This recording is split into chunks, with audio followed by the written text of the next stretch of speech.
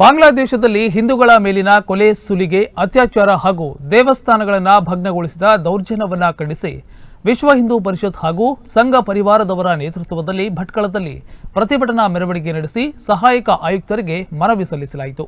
ಬಾಂಗ್ಲಾದೇಶದಲ್ಲಿ ಹಿಂದೂಗಳ ಮೇಲಿನ ದೌರ್ಜನ್ಯ ಹಾಗೂ ದೇವಸ್ಥಾನಗಳನ್ನು ಭಗ್ನಗೊಳಿಸಿದ ಬಾಂಗ್ಲಾದ ಮುಸ್ಲಿಮರ ನಡೆಯನ್ನ ಖಂಡಿಸಿ ವಿಶ್ವ ಹಿಂದೂ ಪರಿಷತ್ ಹಾಗೂ ಸಂಘ ಪರಿವಾರದವರ ನೇತೃತ್ವದಲ್ಲಿ ಭಟ್ಕಳದಲ್ಲಿ ಪ್ರತಿಭಟನಾ ಮೆರವಣಿಗೆ ನಡೆಸಲಾಯಿತು. ಪ್ರವಾಸಿ ಮಂದಿರದಿಂದ ಹೊರಟ ಪ್ರತಿಭಟನಾ ಮೆರವಣಿಗೆ ಸಂಶುದ್ದೀನ್ ಸರ್ಕಲ್ನಿಂದ ಪುನಃ ತಾಲೂಕು ಪಂಚಾಯತ್ ಮಾರ್ಗವಾಗಿ ತಾಲೂಕು ಆಡಳಿತ ಸೌಧಕ್ಕೆ ಬಂದು ಸಹಾಯಕ ಆಯುಕ್ತರಿಗೆ ಮನವಿ ಸಲ್ಲಿಸಿದರು.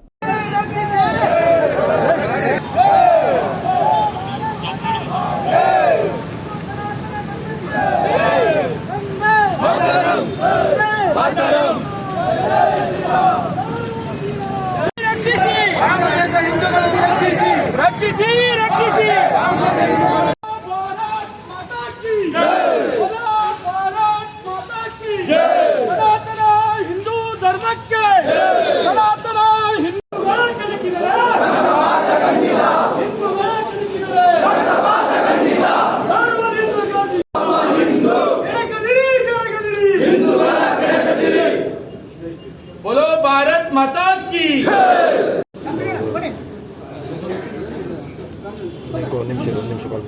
ಹಿಂದೂ ಮುಖಂಡ ಕೃಷ್ಣ ನಾಯ್ಕ ಆಸರಿಕೇರಿ ಮಾತನಾಡಿ, ಭಾರತದಲ್ಲಿ ಕೋಟ್ಯಾಂತರ ಬಾಂಗ್ಲಾ ಮುಸ್ಲಿಮರು ನುಸುಳಿಕೊಂಡು ವಾಸ ಮಾಡುತ್ತಿದ್ದಾರೆ. ಅವರನ್ನ ಬಂದೂಕು ಅಥವಾ ತಲ್ವಾರ್ ಹಿಡಿದುಕೊಂಡು ಓಡಿಸುವ ಅವಶ್ಯಕತೆ ಇಲ್ಲ. ಖಾಲಿ ದೊಣ್ಣೆ ಮತ್ತು ಪೊರಕೆ ಹಿಡಿದುಕೊಂಡು ಓಡಿಸಲು ಶುರು ಮಾಡಿದರೆ ಅವರಿಗೆ ವಾಸವಿರಲು ಎಲ್ಲಿಯೂ ಕೂಡ ಜಾಗವಿರಲ್ಲ. ಅಂತಹ ಪರಿಸ್ಥಿತಿಯನ್ನ ತಂದುಕೊಳ್ಳಬೇಡಿ ಎಂದು ಎಚ್ಚರಿಕೆ ನೀಡಿದರು. ಒಂದಲ್ಲ ಒಂದು ದಿವಸ ಇಲ್ಲಿ ಬಂದೇ ಬರ್ತಾರೆ ಅವರು. ಈಗಾಗಲೇ ರೋಹಿಂಗ್ಯಾ ಮುಸ್ಲಿಮರು ಈ ಭಾರತದಾದ್ಯಂತ ಕೋಟ್ಯಾಂತರ ಜನ ಇಲ್ಲಿ ನುಸುಳಿದ್ದಾರೆ. ವಿಚಾರ ಮಾಡಿ, ನಾವೇನಾದ್ರೂ ದೊಣ್ಣೆ ಹಿಡ್ಕೊಂಡು ಬೆರೆಸಿದ್ರೆ ಅವ್ರಿಗೆ ಎಲ್ಲೆಲ್ಲೂ ಜಾಗ ಇಲ್ಲ. ನಾವು ಬಂದೂಕು ಮತ್ತು ತಲವಾರು ಹಿಡ್ಕೊಂಡು ಅವರನ್ನು ಓಡಿಸ್ಬೇಕಂತ ಇಲ್ಲ. ಖಾಲಿ ಒಬ್ಬೊಬ್ಬರು ಹಿಡಿಕಟ್ಟು ಹಿಡಿದ್ರು ಸಹ ಅವ್ರು ಇಲ್ಲಿಂದ ಓಡೋಗ್ತಾರೆ. ಅಂತ ಪರಿಸ್ಥಿತಿಯನ್ನು ಇವತ್ತು ತಂದುಕೊಳ್ಬೇಡಿ. ನನಗೊಂದು ವಿಚಿತ್ರ ಆಗ್ತಾ ಇರೋದು ಅಂತ ಹೇಳಿದ್ರೆ, ಎಲ್ಲೋ ಪ್ಯಾಲೆಸ್ತೈನಲ್ಲಿ ಒಬ್ಬ ಉಗ್ರವಾದಿಯನ್ನ ಹೊಡೆದಾಕ್ತಾರೆ, ಭಟ್ಕಳದಲ್ಲಿ ಅದು ಪ್ರತಿಭಟನೆ ಆಗ್ತದೆ. ಇವರು ಯಾರಿಗೆ ಹುಟ್ಟಿದವರು ಅಂತ ಗೊತ್ತಾಗ್ತಾ ಇಲ್ಲ ನಮ್ಗೆ.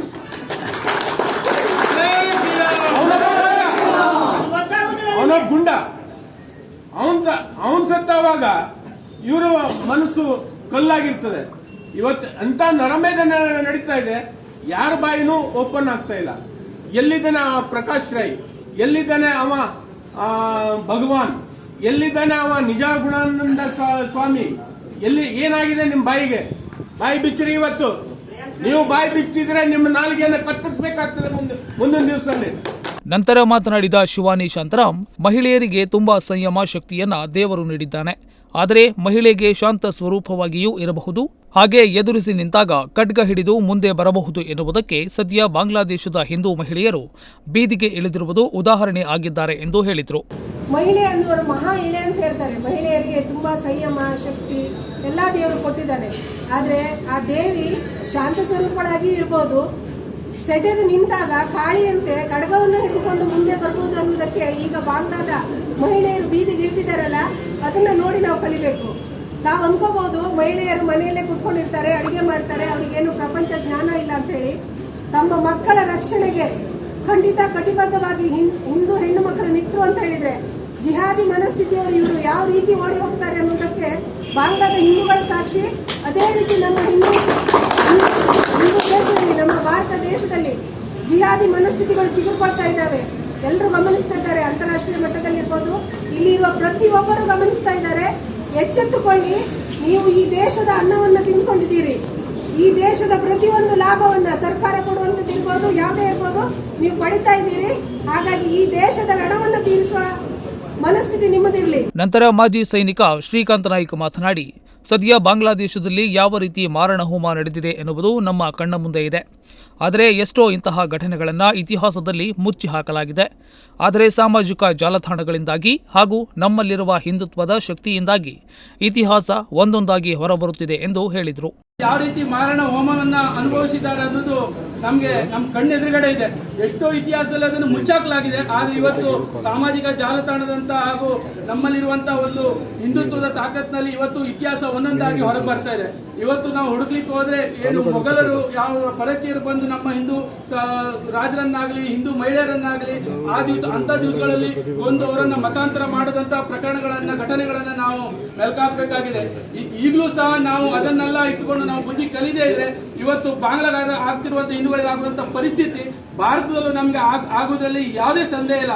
ಯಾಕಂತ ಹೇಳಿದ್ರೆ ಇದು ಷಡ್ಯಂತ್ರದಿಂದ ಮಾಡುವಂತ ಒಂದು ಎಲ್ಲೆಲ್ಲಿ ಮುಸ್ಲಿಂ ಸಂಖ್ಯೆ ನಮ್ಮ ಒಂದು ಸಂಖ್ಯೆಗಿಂತ ಸಮಬಲವಾಗ್ತದೋ ಆ ದಿವಸ ಆ ದೇಶ ಭಾರತ ಇರುವುದಿಲ್ಲ, ಅದು ಇನ್ನೊಂದು ಇಸ್ಲಾಂ ರಾಷ್ಟ್ರವಾಗಿ ಕನ್ವರ್ಟ್ ಆಗ್ತದೆ ಅಂತ ಹೇಳಿ ನಾನು ಇಲ್ಲಿ ಹೇಳಲಿಕ್ಕೆ ಇಷ್ಟಪಡ್ತೇನೆ. ಯಾಕಂತ ಹೇಳಿದ್ರೆ ಇತಿಹಾಸವನ್ನು ತೆಗೆದು ನೋಡಿ, ಯಾವುದು ಬಾಂಗ್ಲಾ ಇರಬಹುದು, ಪಾಕಿಸ್ತಾನದಲ್ಲಿ ಇರ್ಬೋದು, ಈಗಾಗಲೇ ರಾಮಕೃಷ್ಣ ನಾಯ್ಕರು ಹೇಳಿದ್ರು 30% ಇದ್ದಂತ ನಮ್ಮ ಹಿಂದೂ ಸಮಾಜ ಅಲ್ಲಿದ್ದು ಇವತ್ತು 7-8% ಬಂದಿದೆ. ಎಲ್ಲೋದ್ರು ಅವರು? ಇದು ಪಿತೂರಿಂದ ಷಡ್ಯಂತ್ರದಿಂದ ಅಮಾನುಷವಾಗಿ ಕೊಲೆಗೈದಿದ್ದಾರೆ. ಅಮಾನುಷವಾಗಿ ಅವರನ್ನು ಅತ್ಯಾಚಾರ ಮಾಡಿ ನಮ್ಮ ಹಿಂದೂಗಳ ಸಂಖ್ಯೆಯನ್ನು ಕಡಿಮೆ ಮಾಡ್ತಾ ಬಂದಿದ್ದಾರೆ. ವಿಶ್ವ ಹಿಂದೂ ಪರಿಷತ್ನ ಹಿರಿಯ ಮುಖಂಡ ರಾಮಕೃಷ್ಣ ನಾಯ್ಕ ಮಾತನಾಡಿ, ಸದ್ಯ ಬಾಂಗ್ಲಾದೇಶ ಅಕ್ಷರಶಃ ರಣರಂಗವಾಗಿ ಮಾರ್ಪಟ್ಟಿದ್ದು ಅಲ್ಲಿನ ಹಿಂದೂಗಳನ್ನ ಹುಡುಕಿ ಹತ್ಯೆ ಮಾಡುತ್ತಿದ್ದಾರೆ. ಅಲ್ಲಿನ ಮಾತೆಯರನ್ನ ಸಾಮೂಹಿಕವಾಗಿ ಅತ್ಯಾಚಾರ ಮಾಡುತ್ತಿದ್ದಾರೆ. ಆದರೆ ದುರಾದೃಷ್ಟ ಏನೆಂದರೆ ಅಲ್ಲಿ ಗಾಯಗೊಂಡ ಹಿಂದೂಗಳಿಗೆ ಚಿಕಿತ್ಸೆ ನೀಡಲು ಅಲ್ಲಿನ ಆಸ್ಪತ್ರೆಗಳು ಹಿಂಜರಿಯುತ್ತಿದೆ ಎಂದು ಹೇಳಿದರು. ಹರಿ ಓಂ ಬಂಧುಗಳೇ, ನಾವಿಲ್ಲಿ ಯಾಕೆ ಸೇರಿದ್ದೇವೆ ಅನ್ನುವ ವಿಚಾರ ತಮಗೆಲ್ಲ ಗೊತ್ತೇ ಇದೆ. ನಮ್ಮ ನೆರೆಯ ಬಾಂಗ್ಲಾದಲ್ಲಿ ಅಕ್ಷರ ಸಹ ರಣರಂಗವಾಗಿ ಮಾರ್ಪಟ್ಟಿದೆ ಬಾಂಗ್ಲಾ. ಅಲ್ಲಿನ ಹಿಂದೂಗಳನ್ನು, ಅಲ್ಲಿನ ಮತಾಂಧ ಮುಸ್ಲಿಮರು ಹಿಂದೂಗಳನ್ನು ಹುಡುಕಿ ಹತ್ಯೆ ಮಾಡ್ತಾ ಇದ್ದಾರೆ. ಅಲ್ಲಿನ ಮಾತೆಯರನ್ನ ಸಾಮೂಹಿಕವಾಗಿ ಅತ್ಯಾಚಾರ ಮಾಡಿ ಅವರನ್ನ ಕೊಲೆ ಮಾಡುವಂತ ಕೃತ್ಯಕ್ಕೆ ಇಳಿದಿದ್ದಾರೆ. ಅದೇ ರೀತಿ ಹಿಂದೂ ದೇವಾಲಯಗಳನ್ನ ಧ್ವಂಸ ಮಾಡುವಂಥದ್ದು, ಹಾಗೆ ಹಿಂದೂಗಳ ವ್ಯಾಪಾರ ಸ್ಥಳಗಳನ್ನ ಧ್ವಂಸ ಮಾಡುವಂಥದ್ದು, ಮೂರ್ತಿಗಳನ್ನ ಭಗ್ನ ಮಾಡುವಂತ ಕೃತ್ಯಕ್ಕೆ ಕೈ ಹಾಕಿದ್ದಾರೆ. ಹಾಗೆ ಅಲ್ಲಿ ಇನ್ನೊಂದು ದುರದೃಷ್ಟಕರ ವಿಚಾರ ಅಂದ್ರೆ, ಅಲ್ಲಿ ಗಾಯಗೊಂಡ ಹಿಂದೂಗಳನ್ನ ಅಲ್ಲಿ ಆಸ್ಪತ್ರೆಯಲ್ಲಿ ಚಿಕಿತ್ಸೆ ಕೂಡ ನೀಡ್ತಾ ಇಲ್ಲ. ಬಂಧುಗಳೇ, ಇದು ನಮಗೆಲ್ಲ ತುಂಬಾ ಎಚ್ಚರಿಕೆ ಗಂಟೆ ಅಂತ ಹೇಳಬಹುದು. ಉದಯ್ ನಾಯ್ಕ್, ನುಡಿಸಿರಿ ನ್ಯೂಸ್, ಭಟ್ಕಳ.